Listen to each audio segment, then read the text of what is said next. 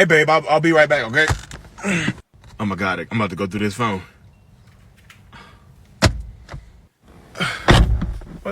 What's wrong with you?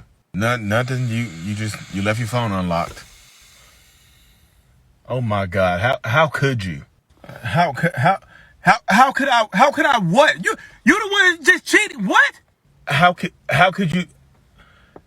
you do this to us? Like you literally betrayed my trust. I betrayed your trust. How did I betray your trust? All those messages, all those hookups. How did I betray your trust? First of all, calm down. You're overreacting right now because you are the one that invaded my privacy. Invaded your privacy? You ruined my life. So if you don't go through my phone, you don't see what you think you saw, we don't have this conversation, and I don't end up leaving you. You end up leaving me? What? Yeah, because I don't ever think I can trust you again, like ever. I'm sorry for invading your privacy. I'll try to forgive you. What is going on, beautiful people? Welcome to another episode of A Narcissist Explains. I am self-aware, diagnosed narcissist Lee Hammock, and I use my platform on social media to raise awareness for NPD, get more people into therapy, like myself, and also validate the victims and survivors of said disorder as well. This series is dedicated to making my TikToks and YouTube shorts longer. They are 60 seconds or less. This is going to be a lot longer than 60 seconds, I can guarantee you that. So the skit you just watched was entitled "When You Betray a Narcissist." So, y'all, I do these skits. I try to have fun with these skits. I use those skits to enlighten people through a little bit. I throw a little comedy in there. I'm changing my hair and stuff like that, and also show people real life examples of what narcissism or what toxic behavior can look like. Because it's one thing to say, hey, narcissists will always flip the script on you and do this and do that. But when I actually portray real life examples, like you went through my phone, it's your fault. It's your fault for finding out on me. That's how I try to convey in these skits. I saw somebody the other day who was just commenting left a comment in one of my comment sections and said, like, what's the point of these skits? Like, you can just explain it and people understand it. I'm like, oh, okay. Oh my goodness. Okay. That's the point of the skits, y'all. But the one you just saw was clearly just an example of how you could what betrayal to a narcissist could look like, and how they could flip the script on you to how they are clearly, like, we are clearly treating you terribly, but somehow, some way, it comes back to you. It comes back to you because that situation happens so many times. People, that's got 313,000 views on TikTok from yesterday, and within it hasn't been posted a whole day yet on TikTok. It's almost at 313,000 views. So with that many views that quickly, so many people are talking about it. Like, that situation has happened so many times. Y'all, do you see these examples? These examples are as clear as day to you right now. If you go through their phone, of course, is that an invasion of privacy? Kind of, sort of, yes. But trust your intuition. Trust it. Because your intuition can protect you. It could save you years and times of your life from having you looking foolish and embarrassed and wasting time. Time is your most valuable commodity. Time is something you cannot get back. I don't care how much time you put into this relationship, you're not going to get it back. So you look at this relationship dynamic. I see people like, oh my goodness, my boyfriend of 3 months did that. I don't know what to do. What? 3 months? Your boyfriend of 3 months did this, and you don't know what to do. So you caught your boyfriend cheating on you in your phone. You seen videos or text messages or screenshots of him clapping somebody else's cheeks to the high heavens, like, just a round of applause to somebody, and you don't know what to do because he's blaming you for going through his phone. Where we were on our way to getting married, but you know what? You see, I can't even marry somebody who don't trust me. You went through my phone, so now we got to end it. Now it's over. Huh? Let it be over, y'all, because that person's not going to get better. 3 months in, and they're already cheating on you. You already catch them. How you catch them cheating is unimportant. It really is. Because if you go through their phone, of course, going through their phone, could that be an invasion of privacy? Yeah. I know people in the comment section on here are going to say, well, if you get to the point where you don't trust your partner, then you feel like you have to go through their phone, maybe you shouldn't be together. Yeah, maybe that's true, But if you do get to the point where you go through their phone and you catch them cheating, you got them. You act on their information, because if you present the information and you see at the end of that video, the cheatee, not the cheater, the cheatee was apologizing. I'm sorry for invading your privacy. And then the narcissist is just like, well, I'll see it. I might forgive you. If you forgive them and take them back and let them gaslight the hell out of you like that, and confuse you and take the blame for something that they are clearly guilty of, they think that you just made a better cheater. You just made a better liar. You just made a better manipulator. Because guess what? Face recognition. They're gonna have this. This is not even like the simple face recognition. They're gonna have face recognition of a tattoo on their chest. So you can't go through the phone no more. It's like, I tried to use face recognition on his face or her face, and it didn't work. It's like they push their pecs together and make a face and put a smiley face on there to open their phone up. They go through that lengths to keep you from getting to their phone. The passcode look like, the little drawing line on the passcode look like this, so you can't get in there.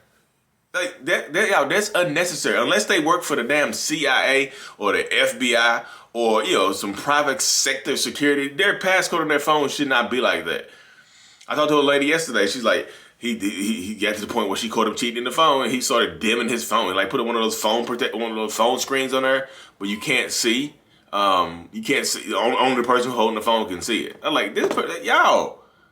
You create better narcissists. You create better cheaters. The more you forgive them, because of course, a lot of times in this situation, the first question out of a narcissist's mouth, if you catch them cheating online, they're gonna ask you, how did you find out? If they don't know 100% that you just went through their phone, they're going to ask you how you found out.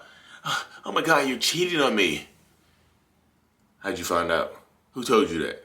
They want to plug up the leak. It's like a leak dripping on them, like bleep bloop bloop. Who's cheating? Like somebody told that they were cheating on me. This water is hitting my head. Who told you? Who told you this right here? Who told you this? Who told you that I was cheating on you?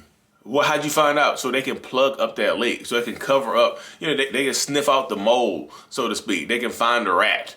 They can catch the rat and sniff them out and stuff like that.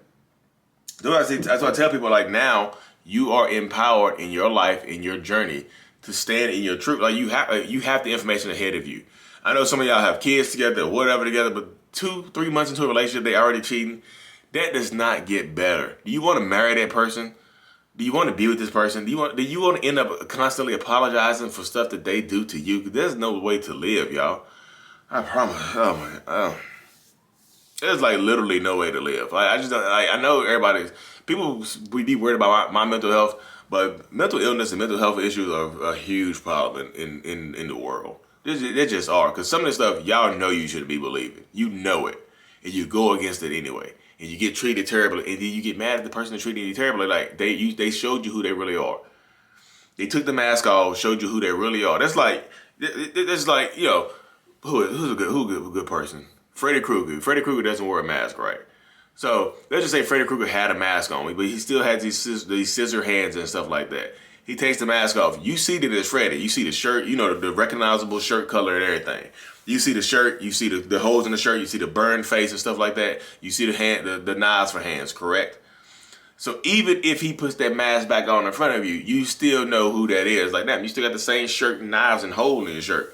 I know that's you, Freddy. I know that's you. That's the same thing with a narcissist. They show you exactly who they are. They take the mask off and they put it back on. You still know it's them, but you start to believe the mask again. Why?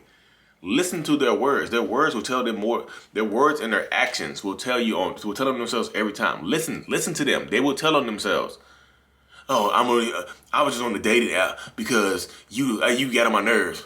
Cause so it's your fault I was on the dating app. I set you up. This right here was a plan. I planned for you to find. I left my phone on purpose, and I set those messages up so you catch me. You failed. Of course you failed. Of course you failed. You failed. Cause I set you up. Oh, that's just a friend. My friend needs some. Y'all, what do y'all believing this for? Y'all, love is not enough. I don't care what y'all say. I'm getting tired now, y'all. It's so irritating. Love is not enough. It just isn't. It's not enough. I don't care. So many people message me like, I love this person. How do I help them? You can't help. They don't want to be helped. They think you are the problem. That's why they blame you. They flip it on you. They know they're doing wrong, but you're a ride or die, right? You're going to stand by, you're going to ride until you die. And you're like, damn, my passenger died. Let me find another passenger really, really quickly. But they throw you out the ride or die car. They put somebody else in the passenger seat and they drive off. Only to discover that you're still alive. They look at the rearview mirror. Oh damn, they still alive. Damn, they didn't die. They rolled and they almost died. Cool. Well, got a new fresh person in the passenger seat though. Stop. Please, y'all.